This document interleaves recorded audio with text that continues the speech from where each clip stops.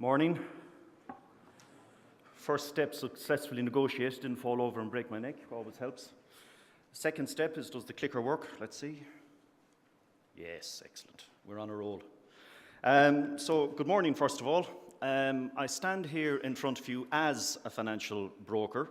So what I want to talk about this morning is, I guess, how I'm looking at trying to remodel my business and how Lucas Financial Consulting are looking to remodel their business. So I'm talking to you as somebody who is going through the change, for want of a better word, some of the good experiences that we're going through and some of the not so good. I'm at the very early stages, so I am very curious as to hear the panel discussion later on.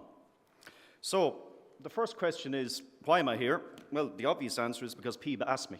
That was the starting point. And looking at all these numbers here, I do wish I was charging per head, but we can't have everything. Why am I here? It's because my livelihood actually depends on me selling a product that you don't get to use till you're dead, you're seriously ill, or you're retired. We sell something that isn't actually quantifiable. And the issue that we have is if we don't make a sale, normally with the current business model, we don't actually generate any income. And for me, that is just not sustainable. So what I've been looking at over the last number of months, and I've only started this the last quarter of last year, is how I can basically remodel my business. As well as that, I see that there are changes coming down the tracks, and I'm, I suppose, funny like this. I hate being told what to do, even if it's the right thing. So I would rather move ahead than be pushed. And in respect of the changes, we'll focus on them later, but I think the landscape in which we operate today is going to be radically different 2016, 2017 onwards. So, we think we have it tough. This presentation in no way should be construed as in any way a doomsday scenario. Far, far from it. For me, the role of the financial broker has never been as important. And when I was going through some of the literature, I actually came across the old survey, the 2013 survey that was done with PIBA and Standard Life. And in it, what they found was that individuals who interact with a financial broker have double the amount of savings. They're twice as likely to have a pension, they're more financially protected, they're more financially confident now and in the future. So our role as advisors is and will continue to be equally important. What this whole project is about is actually how we configure our business. I have no concerns about the future of the financial intermediary. What my concern is how we need to be configured into that future. And driving home the importance of advice, I got a phone call yesterday from an individual who was contacting me via LinkedIn, and we'll more about social media later. And he was talking about annuities, and he was looking for my advice after he'd actually done the transaction. So he'd accessed his pension fund on behalf of his partner. And he'd taken the maximum 1.5 times and then purchased an annuity with the balance. And we got talking anyway, and what I discovered then was his partner actually has a life-threatening illness. He never disclosed that when he purchased the annuity. So he has normal annuity rates. He could have got an enhanced annuity option. Or alternatively, what I would have, there was no point in me telling him now. It was like, remember the Jim Bone and Bullseye at the end of it? Look what you could have won. You know, I don't want to torment people. But what he should have done was the 25% and the approved retirement fund option. But his logic by going direct to the company was that he saved some money. Penny wise and pound foolish. So that was a real tangible example, and that only happened 24 hours ago. So the role and the importance of the role, I don't think we shout long enough and loud enough about what we actually bring. But now, because of the recent campaign and the Financial Brokerage Committee, the message is getting through. We make such a difference, but maybe we're a little bit shy about telling it. So, this idea that we're somehow not good at change, that's just nonsense. If you look at where we were 20, 25 years ago, we were basically, we were insurance salespeople. We had, remember the old home service? I've been doing this for 30 odd years at this stage. The initial commission, there was no real qualifications, there was very little regulation, and it was all short-term. Now we look at where we are, folks. Some of us are moving towards fee-based or combination. We have long-term client relationships. That's the holy grail. We are building relationships. You sell one product to an individual, that's a customer. You sell more than one, we have all together now. We have a client, and that's what we're all working towards. Recurring income generation. We're also looking at wealth management. Back in the good old boom days, everyone was wealth management. Personally, I hate that expression. Career path. The great thing about financial services, and in my involvement with the LIA, plug, they have a great stand out there. In my involvement with the LIA, what I find is the number of members of our industry attaining more and more qualifications is extraordinary. Back in the old days, it was the very basic, but now we have QFAs, we have all the various courses, and we're not doing those. Okay, we have to do the QFA, obviously, but the other course, are we doing those because we have to? No, we're doing those because we want to. So this idea that we're not adaptable is wrong, quite frankly. So the first question I asked, and again, I want to reiterate, I'm not here to tell you what to do, folks. I am not here to tell you what to do. I'm going to tell you about what I am trying to do. And the fact that there's 400 and odd people here, I suspect there's quite a number of you coming with me on the same journey. So the first question I had to ask is, do I actually want to transform my business? Am I happy where I am? And I was mindful of the great sage of our time, Homer J. Simpson. And Homer J. once tellingly commented, he said, trying, the first step on the road to failure. So maybe we're happy where we are. However, standing still can be dangerous, folks. And if I may, I'm going to have a little parable. And this is all about the dangers of inertia. So let's get this up here. A crow was sitting on a tree doing nothing all day. A small rabbit saw the crow, asked him, can I also sit like you and do nothing all day long? And the crow said, sure, why not? So the rabbit sat on the ground below the crow and rested. All of a sudden, a fox appeared. Could be the regulator. Jumped on the rabbit and ate it. Now, the moral of this story, twofold, really. If you're going to be sitting and doing nothing, you must be sitting very, very high up. Now, alas, my career trajectory to date, I'm somewhere in or around the same level as the rabbit. So therefore, I don't believe that I have the luxury of doing nothing. Now, lessons elsewhere, and this has been talked to death. You know, we're talking about Australia, we're talking about the Netherlands, we're talking about the UK. It's like all the old horror movies, you know, when the danger is getting closer. We should have a cello music in the background. So from a geographic point of view, it's getting ever closer. So I wanted to look at our own situation here. And it was very interesting. The central bank did an investigation into remunerative practices, and the results were published in November 2013. And it was the usual thing.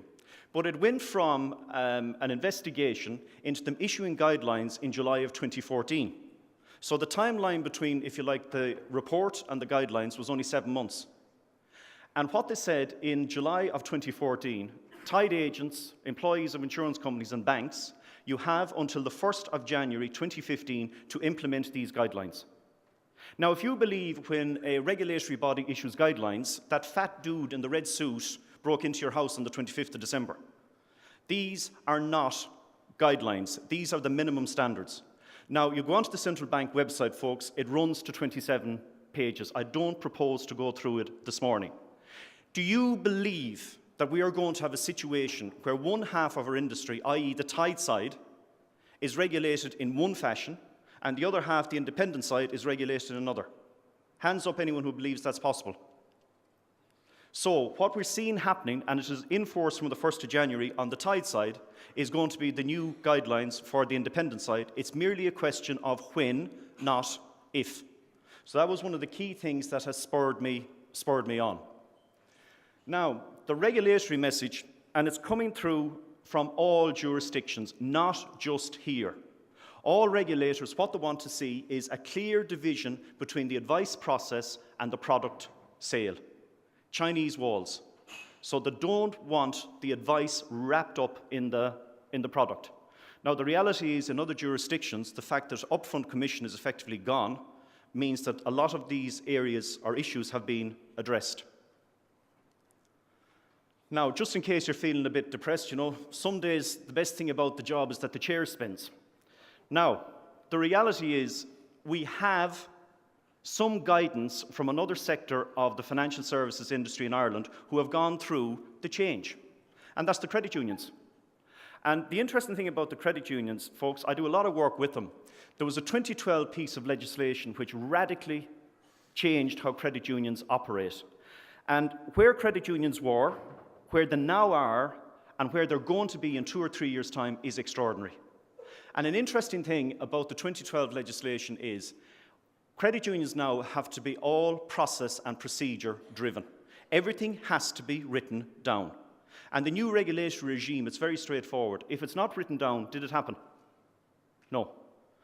Strategic planning, it's actually in the legislation. The credit unions have to come up with a strategic plan. It has to be 3 years into the future. Everything then is processed and procedures. How have they adapted? Well, some of them very, very well, those who have embraced it and gone with it. We now have the situation that credit unions, some of them, by the end of this year, about half of all credit unions will offer debit cards. They're in talks with MasterCard and Visa, and in actual fact, there's a discussion paper doing the rounds, the possibility that credit unions may offer mortgages. Isn't it extraordinary how they've changed? Now, in many instances, that change was actually thrust upon them, but it just shows how adaptable we are as an industry. So, that's the end of that. Now, I want to talk to you about the journey that myself and Lucas Financial Consulting are embarking on. And it's all about, the expression that's used at the bottom there is a more rigorous methodology. Really what I call it is how I treat James Caron as a business. Because the whole thing, I want to run my business as a business. And I want to be more structured, I want to be more organized. And what I found is I actually use the Financial Broker Best Practice Guide. It's a combination of 19 PIBA guides. There's nothing worse than sitting down with a clean white sheet of paper and having to start from scratch. I actually found the Financial Broker Best Practice Guide absolutely invaluable because there's a logic to it. It flows from one to the other. And it actually made me think. It doesn't necessarily give us all the answers, folks, but you know what it does? It shows us the questions to ask. And I paid particular attention to the whole customer value proposition. And I'm going to spend a little time on that later and tell you how it is that we're working towards it. So, the first step is, I wrote a business plan. Now, back in the old days, the business plan was so much simpler. Because what we did was we joined forces with an elderly, heavy drinking, heavy smoking, preferably obese broker with a large client base, and we just waited for the inevitable demise.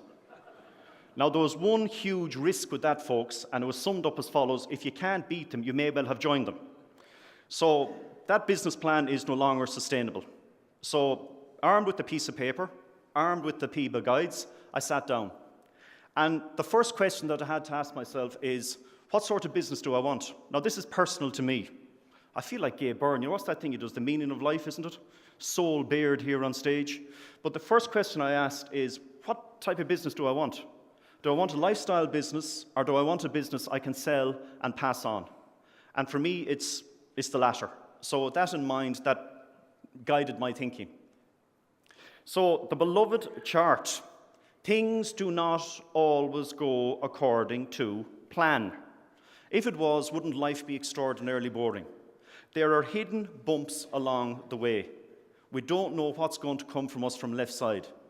I like that. Leo Varadkar may have something to do with the yellow bit in the middle now. I think we get more expensive. So what I looked at when I was putting together the business plan, I looked at the things that I'm actually not in control of, that I need to take into account, both good and bad. And the ones I looked at, the political, which is the compliance and the Consumer Protection Code legislation, I'll throw a few abbreviations at you, because as an industry, we love abbreviations. But on a regulatory point of view, what's coming down the tracks, we're going to have MiFID 2, as if MiFID 1 wasn't bad enough. We're going to have the IMD 2. We're going to have a little thing called PRIPS, which is going to revolutionize key features documents. These are all going to be coming online 2016, 2017. This is going to radically change the way that we do business. Not because we want to, but because we will have to. The economy, the recession is over-ish, not everywhere, but if you look at the M50, you know the recession is over in Dublin. Defined benefit schemes. I was out not last week, the week before, doing the ethics roadshows with the LIA, and Jerry Moriarty was the other speaker, and he was talking about the wind-up of DB schemes. And Jerry, I thought there was about 50 billion euro was going to flow into the DC world from the wind-up of DB schemes. Jerry tells me it's 58 billion. 58 billion euro over the next 5, 10 years, whenever that is. Huge opportunities. Property market back, but we have no properties. We have no mortgages now either. Social, consumer confidence is improving. State pension. Another discussion group has been put in place, and they will discuss like hell until after the next election, and then we are going to have compulsory pensions. And it will be a question then, pensions are going to be huge over the next 2 years. Now, how it's going to pan out, I don't know, but they're very much going to be on the agenda. State pension will not continue. Technological, I am a Luddite. There's no point saying otherwise. My computer is that old, it actually runs on turf. But I have got to move forward. I was talking to a younger broker, and he never buys a newspaper. Everything is now free. Everything he communicates, it's all Facebook, it's all Twitter. He does no letters, nothing anymore. So I have to embrace this new technology, and I'm going to show you how I'm making stabs at it later on. The business strategy plan, it's an evolving document. What I'm doing, is it perfect? No. But if I'm going off track, the beauty is I can actually reconfigure it. So, the first thing I did, the old dreaded SWOT analysis. Not too bad when we do it on ourselves. It's very bad when other people do it to us. I hate that. Years and years ago when I worked in the UK, a friend of mine, a man called Nick Halkyard, and he was going for a job as a sales manager. And Nick was a very confident guy. And the interview went, as he said himself, swimmingly. And it came to the final question, and the final question was, Nicholas, how do you react to criticism? He got the job on the basis of this response, and his response was with extreme surprise. So the issue, folks, is on occasion, we think we're doing everything absolutely brilliantly. But maybe when we look at it in the cold, hard light of day, using impartial, maybe we're not doing it as well as we thought. I certainly learned a number of things about this because I was forced to actually confront them for the first time ever.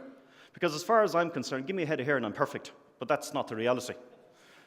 You had a chance to disagree there. So what I looked at, my skills, knowledge, and client base. Okay, we'll move on from that. What threats exist? The local competition. Am I heavily reliant on one area? I don't write enough protection business. I've identified that very quickly. I have high net worth clients in the corporate pension side. I haven't made any inroads into the business protection side. That's one of my primary focuses for 2015.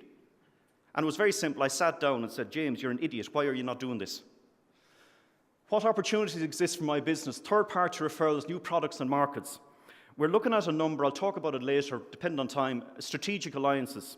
And the holy grail is that you get referrals from third parties. Okay, yeah, that's good. But you need to be very careful. If you're paying a referral fee of whatever percent, let's say 25%, whatever the figure is, if they're not generating volume in business, folks, who's making money in that deal? They are, not you. Because you pay a 25% referral fee, then you take your expenses out of it, then you pay your income tax, your PRSI. What's left? So if you're paying referral fees, there has to be a quid pro quo. It has to be dependent on volume. We have some referrers, and quite frankly, they're no good because they're not referring enough business. It's not sustainable. And it was because we sat down and did the SWOT analysis that became very quickly apparent. Who do I want to deal with? Segmentation of existing and new clients, targeting who I will and will not focus on. My preference is to deal with the corporate market. I like human beings, but I prefer the corporate market. I need to position how I describe myself and our business so that the outside world sees me as the right fit. And I'm going to talk about this later when we talk about the value proposition. There's no point saying, oh, I want to deal with corporates. How? And what differentiates you from the rest of the pack that the corporates think, that's who I want to deal with? I need to create the perception that they want to deal with me, that they have to deal with me. So I have to look like that person, and our business has to look like that business. And that involves remodeling websites, remodeling literature, etc. And that is a process that we've undertaken. We did up a 2-page promotional document, and I'm going to talk about that a little bit later, about how we do what we do. It goes through all our processes. It talks about our business. It talks about me and John and Jerry, who we are, what we bring to the table. We hadn't done that before. I had met a client the end of last year, and we talked about arse. Now, I made a fatal mistake. We talked more or less straight about the problem he had and the solution.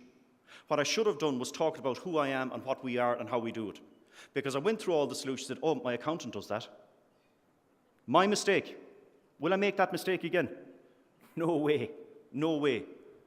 I should have created the situation where that individual was afraid to deal with anybody else except me. I should have impressed upon him what I bring to the relationship. I made a mistake. I will not make it again. So I'm going to tell clients loudly, and we need to tell clients loudly, who we are, what we do, and how we actually do it. Because I don't think they understand fully the processes that go into how the final piece of advice ends up on the table. Everyone watches the restaurant now. They know how the food ends up on the table. Do they know how the advice from inception to conclusion, do they know how it works? Do they know the amount of work that we have to put in? My suspicion is, no, actually it's not a suspicion. It's a fact. They do not. They will now. This is what we are going to communicate to clients. Clients, this is what we actually do. We will look at your financial position today. We will listen as you tell us your financial objectives. We will carry out a risk assessment. We will complete a financial plan. We will recommend solutions. We will have researched all the providers and we will have negotiated terms prior to coming up with solutions. We will then implement those solutions. And a client like a puppy, not for Christmas, it's for life. We're in the long haul together. And as your situation evolves, so too will our relationship. And we communicate that now clearly to all our clients. It's in the form of this 2-page document. So, building my revenue model moves on here. I broke this down, folks, and you'll do it in your own fashion. I worked out, first of all, what I need to earn, and that's basically to remain solvent. And then I worked out what I want to earn. So it's a bit like the Premiership, you know, what many points do you need to stave off relegation, and then how many points do you need to get into Europa League. So I worked it out. It's a 2-pronged attack. We're looking at ongoing services. I'll talk about that later. Tough decisions need to be made. A client is signed up and you're taking renewal income. That renewal income, as per the Consumer Protection Code, that client is entitled to an ongoing service. But what's the income generated and what's the cost of providing the goal level service? I'm not saying they don't get a service. What I am saying is maybe the service will have to be dropped down accordingly. And that has to be communicated. Difficult, obviously, for existing clients, not as challenging with new clients. What's the point? Of course, we can do the impossible in less time and at a lower cost than our competition. The issue there, folks, is writing business at any cost. That's a fatal mistake. If we don't value our expertise and our service, how can we expect the clients to do so? Again, I have made mistakes in this area. Last quarter of last year, met a client, set up a PRSA for the individual. And on the expectation that the individual was going to do income protection, I charged a very minimal fee for the PRSA. Now he's thinking about the income protection. But I'm stuck with him. My fault. From now on, all regular premium pension contracts, I charge a flat fee. It's communicated in advance. If you want to deal with me, this is what you pay. If you don't want to pay, then over to you. Very simple. And the argument, of course, you lose clients. Yeah, but I'll lose clients who are going to cost me money. I'm actually a big softy, folks. But what this has all done for me, it's made me much more business aware and much more ruthless. I am a business person. If I don't generate an income, a sustainable income, folks, what happens? Getting paid, the different phases in the relationship. Induction, fact-finding meeting, no charge. I never used the word free. I never did. I didn't need the PIBA guides to realize that's a really bad idea. People have no respect for something they get for nothing. So what we're looking at here, there is no initial charge. That sets the seeds. There's going to be a later charge. Financial planning paid for by commission or fee. Some clients won't pay fees. We've got to realize that. I'm not naive. I am where you are. But some are very happy to pay fees. Interesting thing about fees, I spend half my life on the training side of the business. I had much the same conversation with myself towards the end of last year. I upped my fees by 30%. Guess how many objections I had? None. Then I got brave. 30% plus expenses. How many objections? None. I wasn't charging enough. My fault. If someone can get me cheap, good luck to them. They've won, who's lost? Valuable lessons are being learned. Never too old to start learning. Financial planning, product implementation, the traditional model, new model sees 2 and 3 bundled together. Bottom line is, once we've gone through, we'll do the fact-finding, the initial stage, no charge. But once I put together a report, I'm getting paid, period. And you've signed up to a fee structure in advance.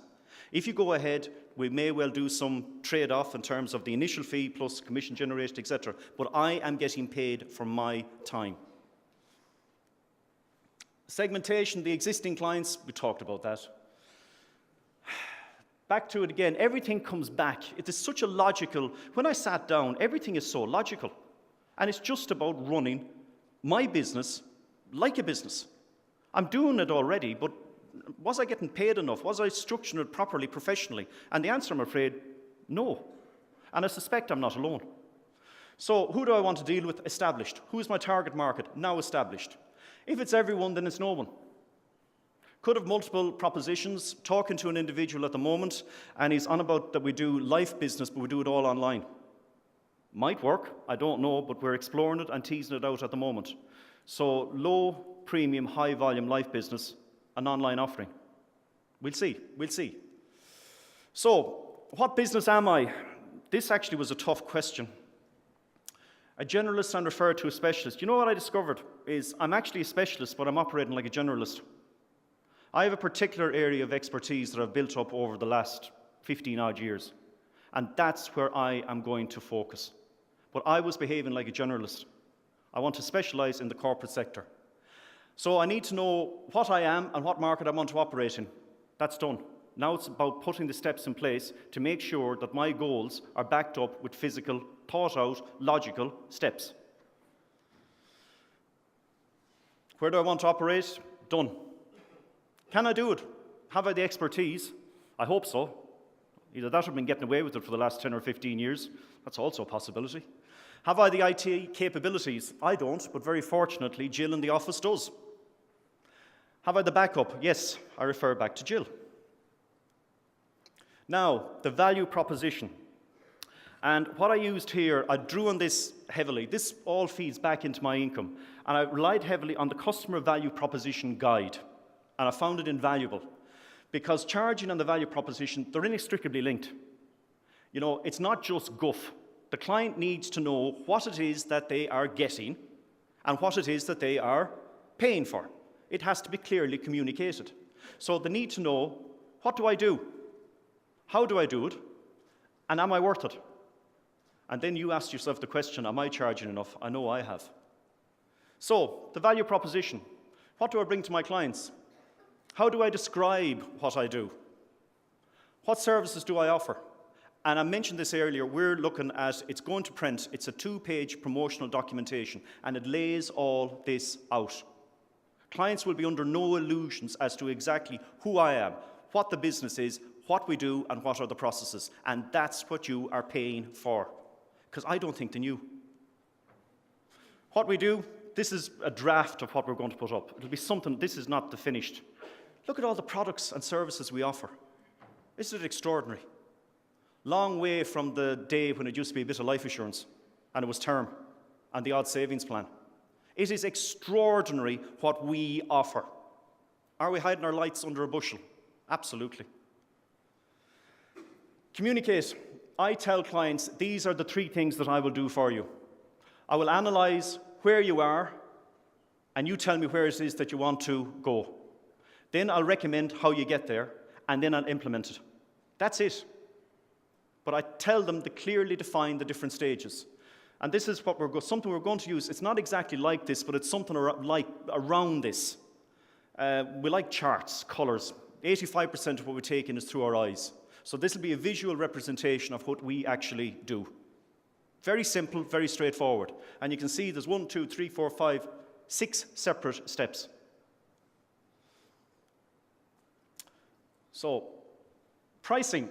Now, this has caused much debate, I won't say confusion, but we've had a lot of discussions in this area. We have to have a pricing approach, and it's linked to our value proposition. So what that means in English is the remuneration has to be the same wherever the business is placed. Now, that is not an issue in the other jurisdictions we spoke of, because guess what happened to commission, folks? It's gone. But we obviously have a commission model here. So the remuneration, if we're going to be looking at pricing and the value proposition, no matter where we place the business, the charges our charges remain the same. If there's an enhanced allocation rate from provider A as opposed to provider B, and we place the business with provider A, we follow the value proposition, who gets the enhancement? The client, because we agreed our charges up front. How do I avoid conflict? That's it. The client, any excess, the client has to get. What to charge? How much of the overall advice comes at the setting up phase? Do we wait until there to get paid? For me, no, not anymore. The initial stage, the fact-finding, no charge, no initial charge. Once I generate that report, once we move on to that stage, I have got to get paid. I am not going to wait to get that until that business is implemented. How much of the overall advice comes post-sale? Big issue for me, and this is a market I'm heavily involved in, the whole post-retirement market. The annuity market is easy. Once it's done once, do you ever have to revisit the client? Might if you're passing by out of courtesy because they have children. ARF. People think I'm joking when I say this. If you're involved in the ARF market, one of two things has to happen. Either the ARF fund outlives the client, or the client outlives you, because otherwise you are going to get sued. So all the heavy lifting is done towards the end, at a time when the actual fees generated, if it's fund-based renewal, is dropping. The other thing about charges, what's the market norm? There's no point having a ridiculous charging structure that you're completely uncompetitive. But what does it cost me to run my business? I've worked out now how much it costs me per file. To open a file, how much it costs me. It frightened the life out of me, by the way. Potential income model, we discussed that. How to charge, this will be up to yourselves, folks. There's no right or wrong answer. My preference is straight deduction agreed in advance. And then the client is given a choice. You can either pay me the check, comes out of your net income, so it's costing you twice as much, or it can be deducted from the initial amount invested. Corporates have no major issue with fees. Personal individuals do. I know there's a job of work going on as regards VAT and fees, and that has to wash itself out. And my final point is where I started off on this. There is absolutely no point writing business unless we are making money. That's just being busy for the sake of being busy. We're taking all the advice risk and we're not getting the reward. That's nuts. For me, nuts. The simple things we've done that we've implemented immediately. We've set a target for the number of new suspects and introducers that we're going to target in a month. I won't tell you the number, it's not a massively ambitious figure. And then we phone each other and say, did you contact that number? No point writing it down unless it's actually physically implemented.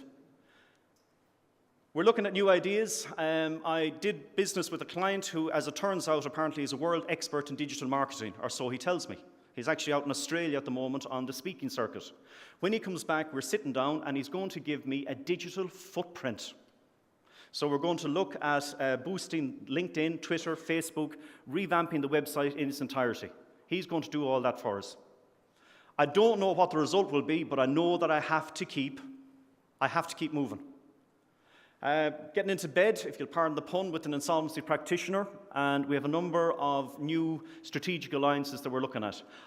I don't know how these are going to work out, but we're making changes. We're moving in a different direction. We have to keep on moving. If we have enough irons in the fire, folks, it's all about trying to grow the business. It's about trying to make Lucas FC or Caron Limited viable, not just now, but into the future.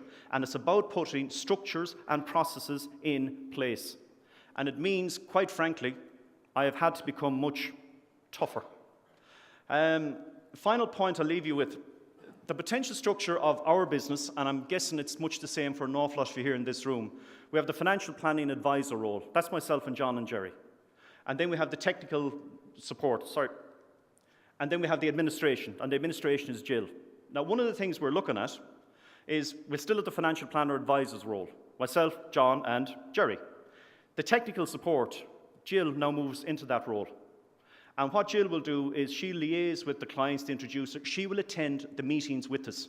She'll prepare the packs in advance. She'll do all the paperwork at the end. That's going to do two things. Number one, it's going to free us up time-wise. Number two, it'll be the best training that Jill will ever get in her life.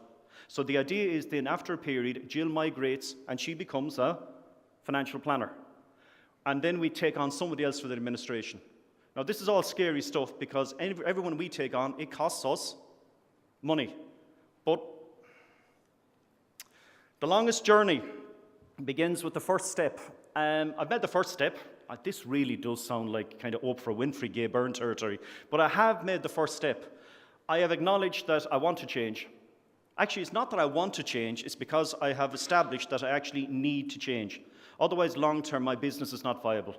And there are regulatory changes coming down the tracks. If I don't jump, I am going to be pushed. Do I have all the answers? Nope. But I have the questions for the first time ever. And the way I got the questions, folks, was I used the Financial Broker Best Practice Guide and the Customer Value Proposition. I found it invaluable. It's a roadmap. Didn't give me the answers, but it did give me the questions to ask. So I'm going to leave you with this. Dr. Seuss. Love Dr. Seuss. I read it to my little fella. The only reason I do is because I love it so much. It's an excuse. Dr. Seuss says, "You have brains in your head. You have feet in your shoes. You can steer yourself in the direction you choose. You're on your own and you know what you know. And you are the guy or gal who'll decide where to go." There's 400 and odd of you here in this audience this morning, so I think we're all trying to figure out where it is that we are going. I hope that wasn't too much of a rant, folks, and I'm looking forward to the open table discussion now. Thank you very much for your time.